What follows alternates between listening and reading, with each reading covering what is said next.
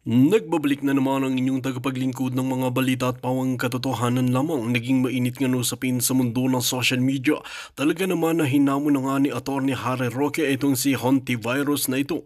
Matapos nga ang kanyang mga patutsada at puro na lang pang babatikos nga sa pamahalaan. Lalong-lalo na nga kay BP Inday Sara ay agad naman itong nagbigay ng hamon na talagang magdemanda na lamang kung may matibay na ebidensya ang nahawak itong si hantavirus na ito.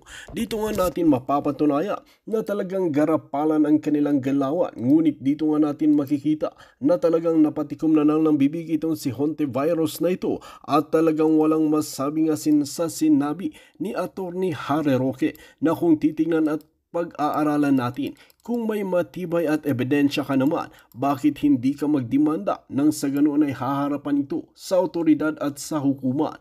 Dito nga natin mapapansin na talagang wala na talagang magagawa itong si hantavirus at iba pang mga pulpolitiko gaya lamang ni Kuting ng Norte at Liza Tanas. Dito nga natin makikita na talagang nagsama-sama na ang mga ganib sa kapangyarihan. While mga kaibigan, para nga sa karagdagang impormasyon, panoorin nga natin ang buong video. At kung bago ka lamang sa akin channel, huwag kalimutan i-click ang subscribe button at notification bell para lagi kang updated sa ating mga bagong video. At para sa sulit viewers natin dyan, maraming salamat sa walang sawang pagsuporta.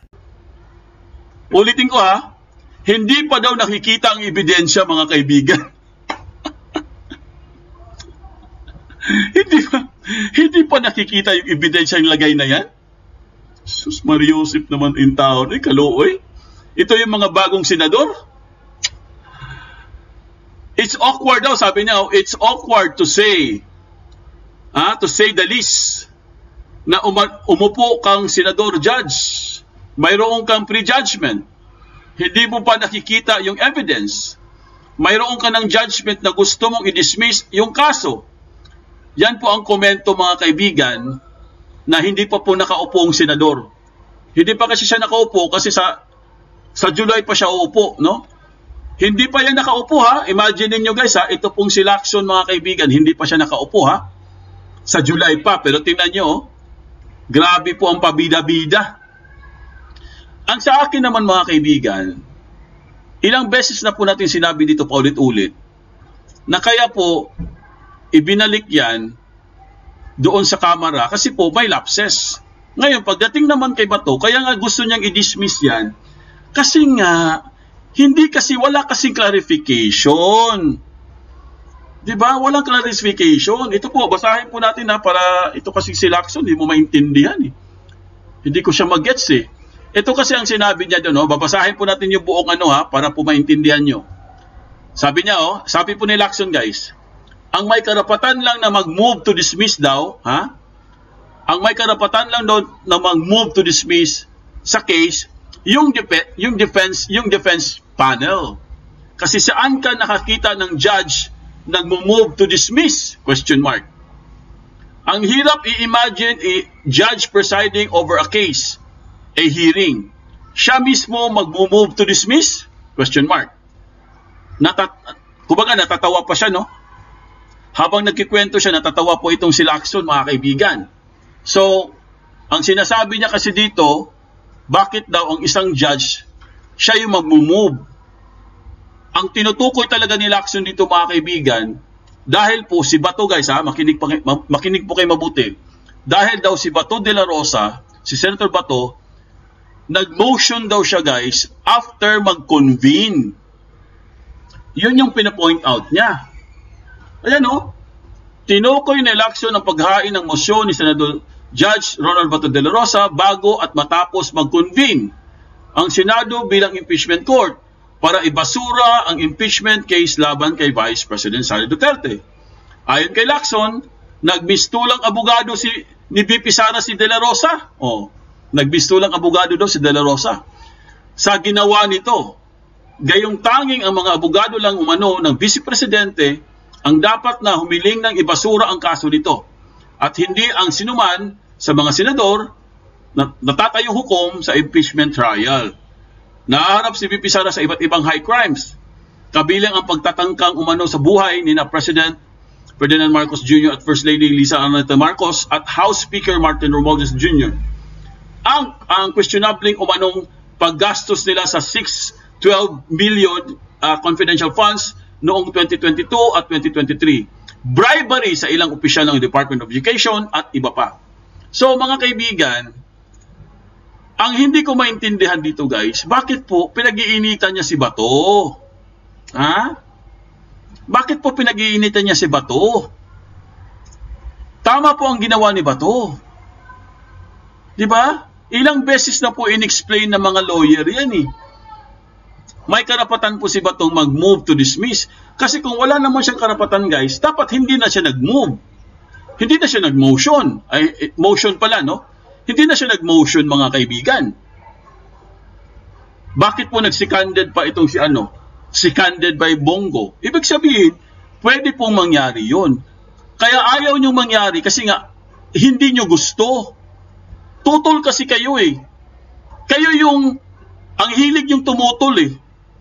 Hindi nyo muna hinayaan, no? Hayaan nyo muna. Tingnan natin kung anong gagawin ng Kamara. Kasi nga, marami daw lapses. Ang dami daw butas sa mga impeachable yan, no? Tinatawag nilang articles of impeachment. Oh. Ngayon, mga kaibigan, meron po isa. Meron naman pong isa, no? Ito po, may isa pa. Ito naman, ito naman mga kaibigan, si Soto naman. Ayan Isa pa to. Isa pa to si Soto. Ano naman ang sinabi ni Soto? Ano naman ang sinabi ni Senator Soto? Yan nagawa na nila yung mali. Binalik ng House of Representatives sa kanila. Iwan na lang nila yung basurahan ng kasaysayan. Iiwan na lang daw yung basurahan ng kasaysayan, mga kaibigan, sabi ni Soto. Huwag na lang ulitin at magre-review ng mga senator judges ng trabaho ng judge. At yung mga abogado nilang nakapaligid sa kanila ay palitan. Wow, palitan daw mga kaibigan. Ibasura na lang daw mga kaibigan, sabi ni Soto, yung ginawa ng mga senador. Isa pa to eh. Ha? Isa pa tong magaling. Ha? Grabe talaga itong mga to. Ito po basahin po natin mga kaibigan, no? Ito yung sinabi niya kasi ang pinatamaan niya kasi dito, guys. Ang pinatamaan po ni Soto si Senator Cayetano. Oo. Kasi si Senator Cayetano po ang nag-remand. Ibinalik niya sa House ang articles of impeachment. Kaya ang sabi po ni Soto, mga kaibigan, iwan na lang nila yung basurahan ng kasaysayan. Huwag na lang nilang ulitin mag-review, mga senador judges, ng trabaho ng judge. At yung mga abogado nilang nakapaligid sa kanila ay palitan. Palitan daw. Sabi niya, I suggest the present crop of senators, especially the never ones, to backread our records and debates in the 11th Congress when the first impeachment was well discussed by Miriam and others. Kinote niya si Miriam, si late Miriam Defensor. The reason for the robe and the decorum, aral muna bago putak. Ang sinabi po ni Soto, guys, sabi niya, aral muna bago putak. Wow, galing.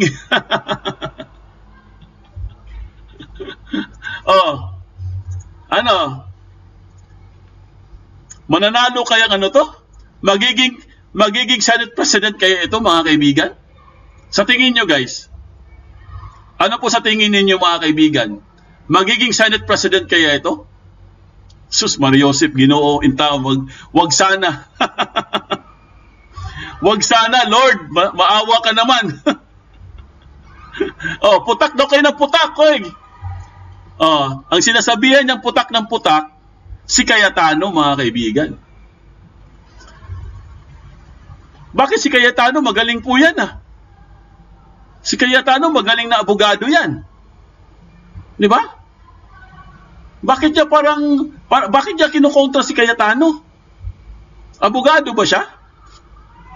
Di ba? Mga kaibigan, abogado ba siya, guys? Etong si Soto. Kasi sinabihan niyang putak ng putak eh. Ayan oh. Huwag putak ng putak.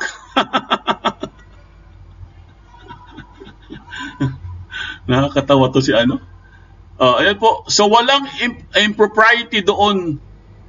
It's a normal, a collegial judicial body sa ganon ang nangyayari because one of the powers, inherent powers of our court is to look into the face of the document, the complaint itself, and see if there are defects in that document.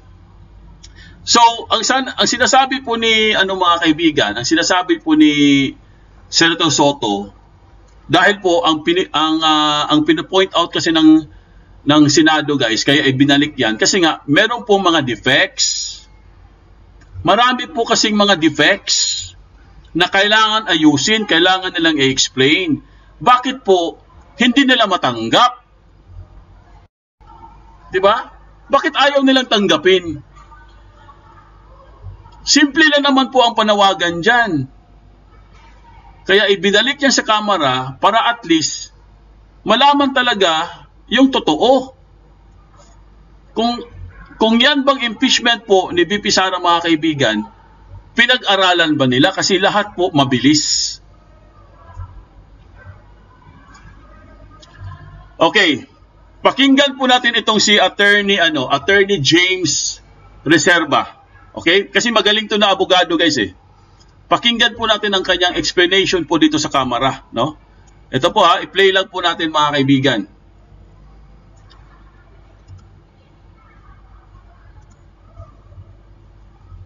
Kung titingnan ko diyan, kaya nga sampal yan sa House of Representatives. Ayun, kaya naman pala putak sila ng putak kasi sampal pala ito sa Kamara.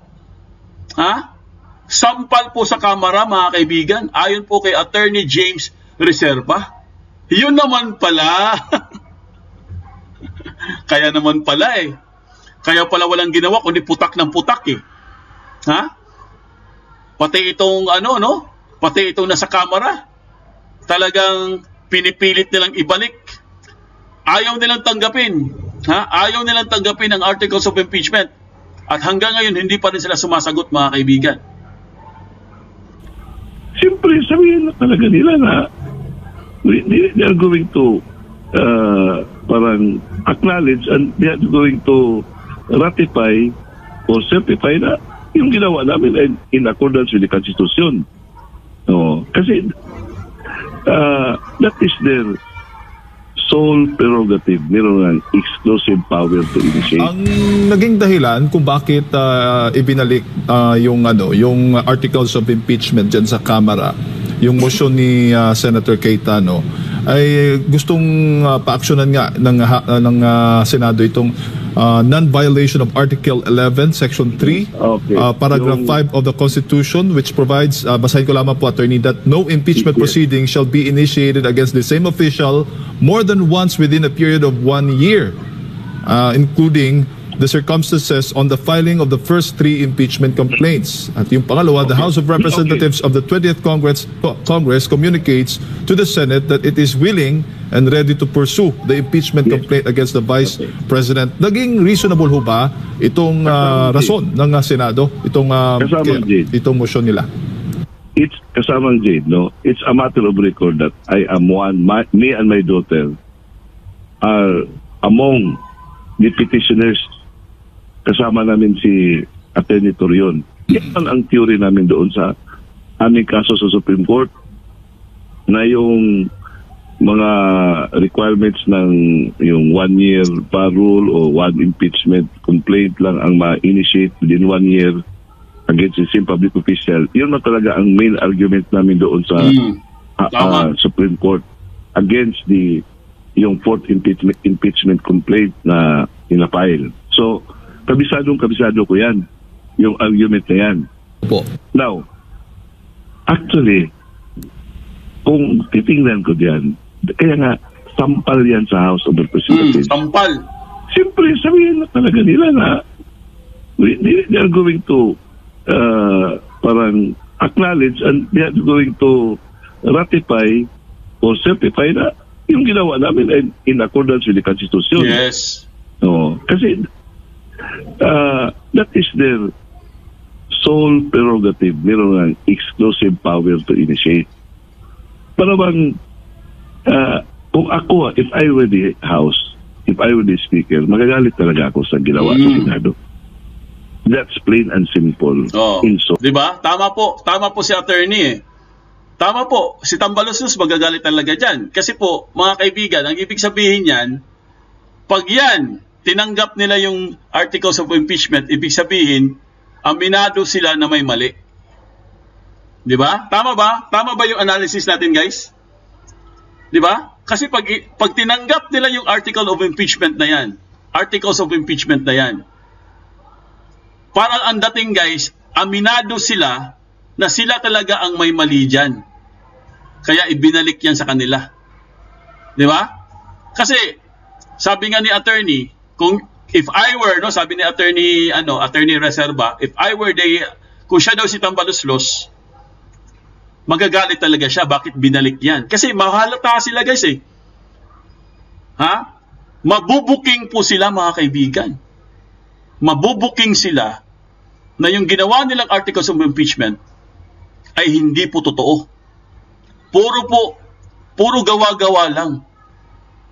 Puro invento lang, mga kaibigan. Yung mga testigo dyan, mga ebidensya dyan, malamang sa malamang, puro po gawa-gawa yan. Kasi syempre, guys, pag ibinalik sa kanila yan, pag-aaralan nila uli, makikita nila yung mali. So napakatalino talaga, napakatalino, napaka-bright itong si Senator Alan Peter Cayetano. Napakagaling niya, guys. Naisip niya yun. Naisip niya ang remand. Kasi walang nakaisip nun eh. Kaya nga, di ba, nagulat kasi Coco, di ba? Sabi niya, that is a very dangerous word. Nakakatakot na yung remand. Para siya nakakita ng multo eh, si Coco eh. Ang galing talaga ni Cayetano. Bravo. Super galing. Nakakabilib. Di ba? So mga kaibigan, guilty po. No, para sa akin ito po ang aking assessment po sa lahat po ng mga narinig natin, no? Lahat po na itong mga analysis natin. Based lang po ito sa mga analysis ng iba din. Kung ako po tatanungin niyo, guys, guilty po ang Kamara. Guilty ang Kamara, mga kaibigan. Kaya dapat talaga yung impeachment na yan should be dismissed because marami pong lapses. Hindi po pwedeng ituloy yan. Pag tinuloy yan, wala na. Lalo po sila mahuhuli dyan. Di ba? Pasalamat kayo, hindi itutuloy yan. Kasi pag tinuloy yan, mas lalong makita ang inyong katag. Mahalata kayo masyado dyan. Pagtatawanan po kayo ni VP Sara at matutuloy ang bloodbath. Gusto nyo ba matutuloy ang bloodbath? Ha? Gusto nyo ba matutuloy ang bloodbath? Naku, mayayari kayo. Yung sinasabi nila na may bribery daw, ito na. Kaya po questionable talaga yung articles of impeachment na yan eh. Kasi ang nakalagay doon, mayroon daw bribery. Meron ng bribery na kaso itong si VP Sara sa Department of Education. Sa isip-isip ko, hindi yan kay VP Sara galing. Yung bribery na yan yung white envelope. Sus Mariosip naman kayo. Hindi yan galing kay VP. Saan galing yan? Saan galing yung white envelope na yan? Sino po ang may recollection dyan? Ang white envelope, galing yan kay Kokak. Tinanggap lang kasi ni VP Sara, kaya siya nabitag. Sus Mariosip, mga buang. Di ba? Kaya wala yung bribery na yan. Hindi kayo mananalo dyan. Kasi ang alam ko, guys, hawak po ni VP Sara yung white envelope. At hawak din ni VP Sara yung conversation nila. Alam ko nasa cellphone yan or nasa video yan eh. May hawak si VP Sarang video yata dyan or parang parang conversation nila ni Coca. Hawak yata ni VP Sara yan eh. Kaya di ba gustong-gusto niya matuloy ang impeachment para magkaalaman na. Kasi lalabas yung video na yan or lalabas yung audio na yan eh. Parang Hello Garci yan eh. Di ba? Parang Hello Garci. Hello Garci? Di ba? So mga kaibigan, takot talaga sila. Takot po ang Kamara. At syempre guys, guilty po sila mga kaibigan. Yan talaga para sa akin po. Yan ang tingin ko dyan. So bakit pakialaman mo yung ginawa namin? Pero yan na, politika man yan. O, dinalaman niyo sa amin, politika. Di, babalik namin sa inyo, politika din. Ang gumagalaw diyan kasama Jade, Opo. political realities. Oh. Political talaga lahat yan. Sabi nila Lane Garcia, Sir Foodie, may video sila ni Kokaksi. Sabi ko sa inyo guys may video yan. May video yan mga kaibigan. Pag nag-bloodbath po, lalabas yan. Alam ko lalabas yan Kasi ang pagkakaintindi ko guys, or ang based sa aking recollection po, si VP Sara mayroon siyang hawak na USB. Meron siyang hawak na USB mga kaibigan. Ayaw lang niya ipakita sa atin, ayaw lang niya iparinig sa atin, pero hawak niya. Kasi ang sinabi po ni VP Sara guys, lalabas po ang USB sa tamang panahon. Kung hindi ako nagkakamali kasi andun yan dun sa ano niya Di ba? Kahit naman siguro kayo, alam niyo yung USB. Pag natuloy ang impeachment, magkakaroon ng bloodbath, mahuhuli silang lahat mga kaibigan. Yan ang kinakatakutan nila. Di ba? Yan ang pinaka, kumbaga guys, naghahanap sila ng paraan para ma-impeach si VP Sara ng madalian. Kasi po, takot sila sa bloodbath Yan lang po, ayon lang po yan sa mga analysis po Pwede na natin ma-confirm yung bloodbath na yan kasi literal po, ginagawang literal Pero sinagot na po ni VP Sara yan at alam na po natin kung ano ibig sabihin yan. Pero, sabi ko nga sa inyo guys, pag natuloy ang impeachment, nako, magkakalabasan po ang mga baho. Tunay na kulay maglalabasan po mga kaibigan. Diyan po nila makikita kung anong klase itong si Tambaluslos na to, itong si Kokak. Makikita yan guys. Magkakaalaman. Kahit nga siguro yung nasa LA, yung kaso ni Kokak sa LA, baka lalabas din dyan sa impeachment na yan Pati yung Okada na yan, baka lalabas din sa impeachment yan, yung Okada na yan. Pati yung mga pati yung distressed mother na meron pong nangyaring extraction po sa Turkey, baka lalabas din yan. Imagine niyo, pag lumabas lahat yan mga kaibigan, yung impact po.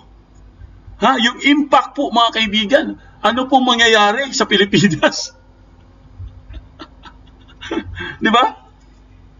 Analysis lang po yan Opinion lang po natin yan kasi nga based po ito sa mga analysis din ng mga magagaling po ng mga political analysts. Kung iaano mo lahat yan, i-connect mo, parang connect the dots kasi yan Pag kinonnect mo lahat yan, makakabuo po kayo ng yung sinasabi ko sa inyo mga kaibigan na talagang magkakaroon po ng gulo. Bloodbath. Political realities. Takot sila sa atin taga Mindanao because we demonstrated our power, we demonstrated our resolve in the midterm elections. Dalawang pistahan lang ito. Eleksyon na naman. Kasi 2 years mag-eleksyon naman kasi ang filing August October by 2028. So, yan ang calculation nila. Sa totoo lang, di na looking at yung constitutional side, yung legality, wala diyan. That's why they have to be creative. Instead of dismissing it, parang gumawa sila ng kaya nga nalilito si Coco Pimentel. Pareho lang yan, sabi niya. Pareho lang yan yung parang ilan, kung sa Bisaya pa, sabi niya, naunay siya sa ilang sariling yung tari. Sa Bisaya pa, sabi po ni Attorney Reserva mga kaibigan, kung sa Bisaya pa, naunay sa tari. Paano ba Tagalogin yan? Kasi Bisaya din kasi ito si Attorney. Bisaya yan si James, Attorney James. Bisaya yan. Sabi niya kung sa Bisaya pa, naunay sa tari. Na-online din sila sa tari, mga buang. Opo, Mirasol Ison, lalabas po ang video. Yan po, lalabas po lahat yan. Mirasol Ison, tama po kayo. Lahat yan. Oo. Lalantad lahat yan.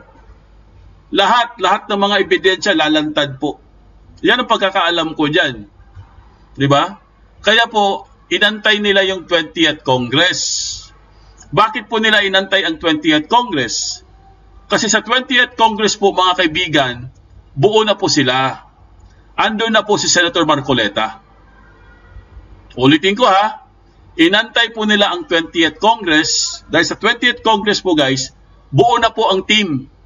Andun na po si andun na po si Senator Marcoleta. Siyempre guys, pag andun na si Senator Marcoleta, nako, magdasal na po kayo ng Ama namin. Ha? Magdasal na po kayo ng Hail Mary. Ha? Lahat po ng mga santo, tawagin nyo na pag andyan na si Marcoleta.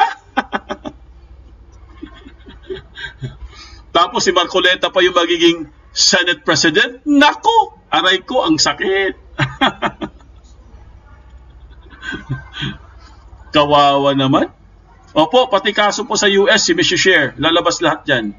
Lalabas lahat yan. Maniwala kayo sa akin, guys. Kaya po inantay nila ang 20th Congress. Kasi syempre, guys, pag sa 20th Congress po, may suporta na po sila. Mas lalo pong dadami ang suporta. Kung nakakuha po sila ng 18 ngayon, baka pagdating ng 20th Congress, 0 na po ang kalaban. Kasi po ando na po si Marcoleta. Malamang ang matitira na lang po dyan si Risa. Kasi si Risa hindi pa nag-graduate eh. O, di malamang siya na lang mag-isa dyan. Opo, Lalaine, nabitag po sila sa patibong. Kaya nga, di ba, sinabi po di ba kanina pinakita ko sa inyo si Rowena Guanzon? Ano po sinabi ni Rowena Guanzon sa kanyang Facebook page? Checkmate, ha? Tambaloslos, checkmate. Oh, di ba? Na-checkmate po si Tambaloslos, mga kaibigan. Sa sobrang galing po ni Peter Alan Cayetano. Checkmate! Oh, ito po pakinggan ito. Ito guys, maganda to mga kaibigan. Pakinggan nyo po ito. Handang-handa na po si VP Sara. Ha? Handang-handa na po ang ating mahal na Vice President. Pakinggan po natin guys, i-play po natin para mabigyan po kayo ng idea, no? At mabigyan din kayo ng updates mga kaibigan. Ito po. VP Sara, pasok.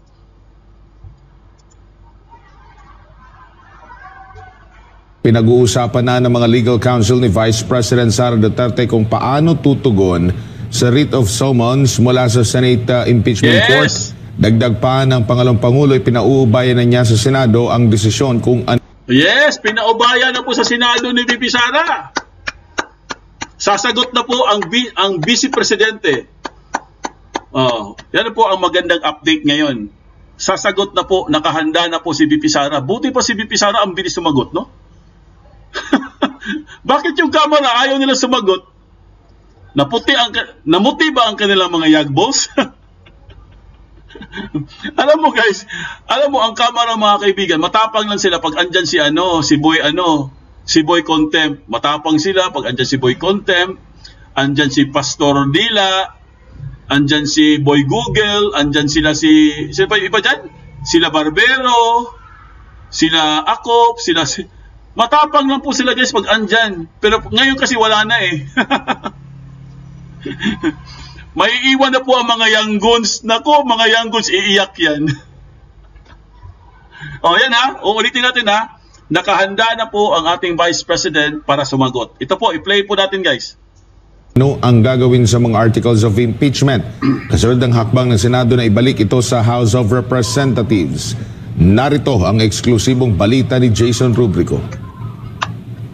Ipinauubayan na ni Vice President Sara Duterte sa Senado kung ano ang dapat gawin hinggil sa impeachment complaint laban sa kanya. Yan ang naging pahayag ni VP Sara sa isang exclusive interview ng SMNI sa Kuala Lumpur, Malaysia. Matatanda ang 18 senador ang bumoto pabor sa remand o pagbabalik ng articles of impeachment sa Kamara habang 5 ang tumutol.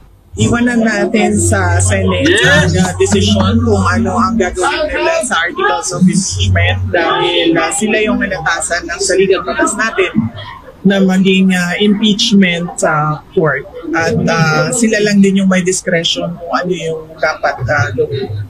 Sa ngayon, pinag-uusapan na ng mga legal counsel ni VP Sara kung paano tutugon sa writ of summons mula sa Senado. Kalakip ng summons na natanggap ng Office of the Vice President ang kopya ng impeachment complaint laban kay VP Sara. Ayon sa impeachment rule, may 10 araw ang Vice Presidente para magsumite ng kanyang sagot. Pag-usapan namin yan ng ating mga defense counsels at pinag-uusapan na nila ngayon kung paano nila gagawin yung pag-comply sa summons ng Senate. Nire-respeto naman ni VP Sara ang opinyon ng mga politiko, grupo at individual na nananawagan na siya ay agad ma-impeach sa pwesto. Lahat naman tayo may freedom of speech, no? At lahat ng opinion nire-respeto ko. Makikita natin yan noong mayor ako na lahat ng kontra ay welcome pa rin sa Davao City at pinapabayaan pa rin namin na makapagsalita. Hindi ako yung tipong tao na pipigilan ko ang ibang tao sa pagsasabi kung ano yung nasa isipan at sa puso nila. So respetuhin natin kung ano yung opinion nila. Samantala, duda si Senator Amy Marcos sa tunay na pakay ng impeachment laban kay VP Sara Duterte. Ayon sa senadora, kung tunay na accountability ang habol, hindi ito mararating sa pamamagitan lamang ng impeachment. Kasi ang parusa ng impeachment ay removal from office at saka yung tinatawag na disqualification, permanent disqualification. Parang nagdududa ako na kung talagang accountability, sang katutak ang kaso ni Inday Sara sa COA, sa DOJ, sa Korte Suprema.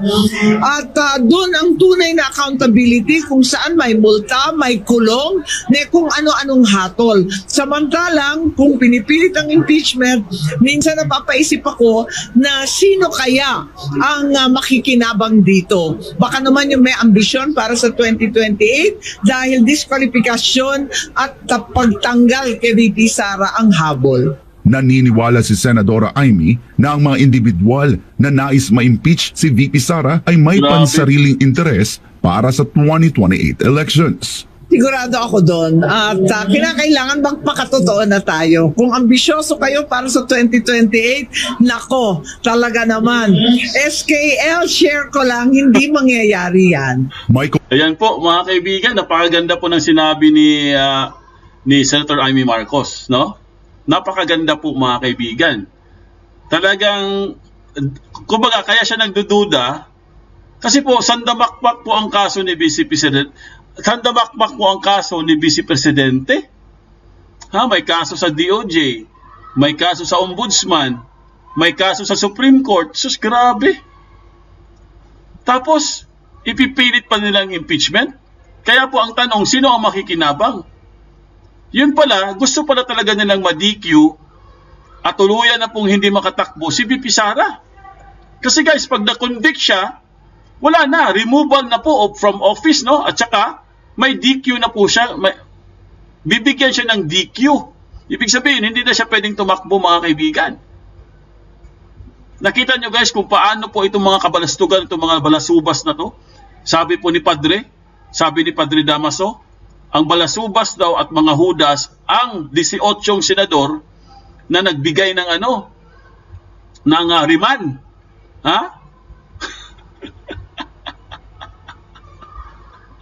Ay, nako. Itong si Padre Damaso. Nasingit na naman natin si Padre Damaso. Komento naman si Senator Robin Hood Padilla hinggil sa isang paring nagsabing hudas ang 18 senador na bumoto para ibalik sa Kamara ang Articles of Impeachment.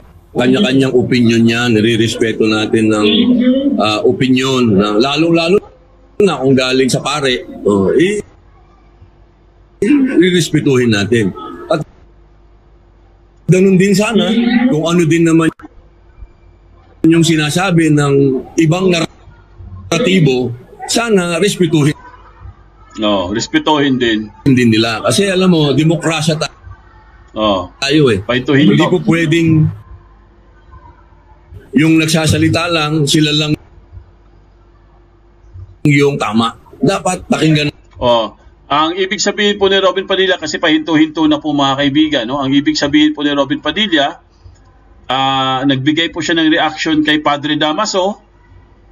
Dahil itong si Padre Damaso, masama po ang kanyang sinabi sa mga 18 po na bumoto po ng remanded. At ang sinabi po ni ang sinabi po ni Senator Robin Padilla, respetuhin daw natin. Kasi dapat respetuhin din sila. Kung respetuhin po nila ang mga kaparian, itong mga kaparian dapat respetuhin din ang mga desisyon ng Senado. Para sa akin po, hindi po maganda yung sinabi niya ni Padre Damaso. Bakit po siya nagsasalita ng ganon? Di ba? Hindi po siya dapat nagsasalita ng balasubas or hudas. Dahil, sabi nga ni Senator Padilla, respeto po dapat. Kung gusto nyong respetuhin kayo, kasi simbahan po kayo, mga pare kayo, dapat respetuhin nyo rin yung mga tao. Kasi trabaho ng pare yan eh. Di ba? Ano ba ang ginagawa ng pare? Nagmumura ba ang pare? Nagsasabi ba ng pare ng balasubas, hudas, hestas, balabas?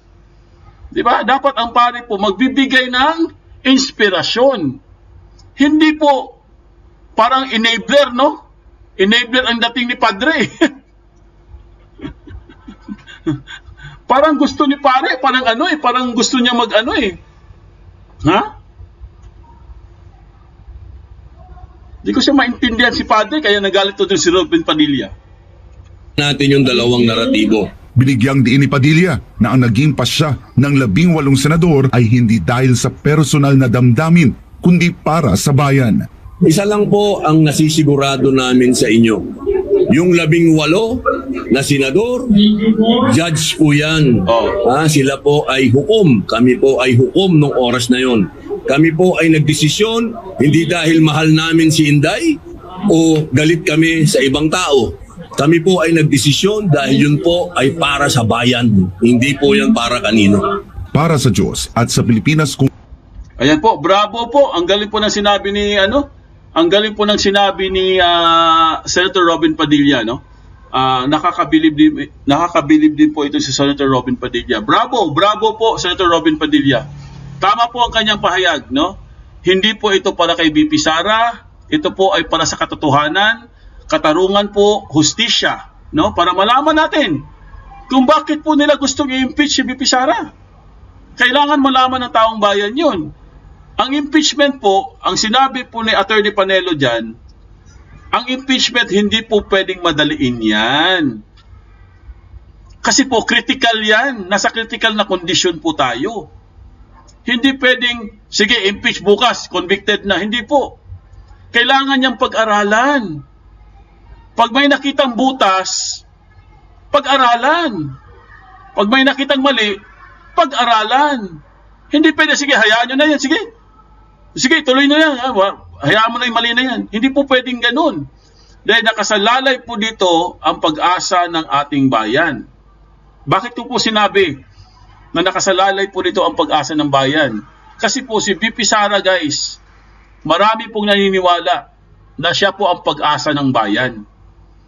Pag hindi na po siya makatakbo dahil na-impeach siya, convicted siya, ano na po mangyayari sa atin? Diba? Kaya po mga kaibigan, kailangan po pag-aralang mabuti bago po nila ituloy yan. Or else, pagdating ng 20th Congress, manginginig po ang kanilang tuhod kasi andyan na si Marcoleta.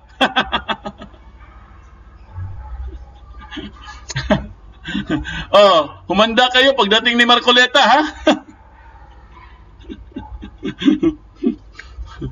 Magdasal na kayo ng dami-damihan nyo na yung pagdadasal nyo. Tignan natin kung alam mo, sa totoo lang, nakikita ko na pagdating ni nakikita ko na, guys, pagdating ni Marcoleta, ano po mangyayari dyan sa Senado.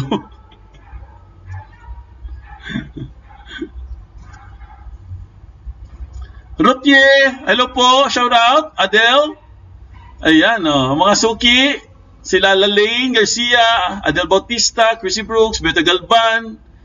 Andito yung mga natin. Paring Rebelde, Jenny Robles. Opo, paring Rebelde daw yan eh. Sabi, paring Rebelde daw yan guys, sabi. Di ba? Sita Holo, ayan. Average girl. Oy, may average girl pala dito, Si average girl, Ano ba to? Troll ba to si average girl? Ayos average girl. Catbeat, tama Sir Pudi, parang hyper. Opo, no? Catbeat, no? Hyper, no?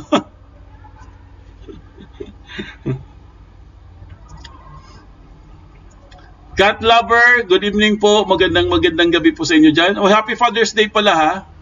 Sa lahat po ng mga tatay sa mundo. Happy Father's Day po. Bukas yun, Father's Day. Sana maging alpha dog na si Marcoleta. Opo, Elijah, magiging ano yan? Alpha dog. Tama po. Magiging SP yan. Oo. Magdasal lang po tayo guys na maging SP po si Senator Marcoleta. Yan talaga ang gusto ko mga kaibigan. Kasi pag naging SP po si Marcoleta guys, wala na.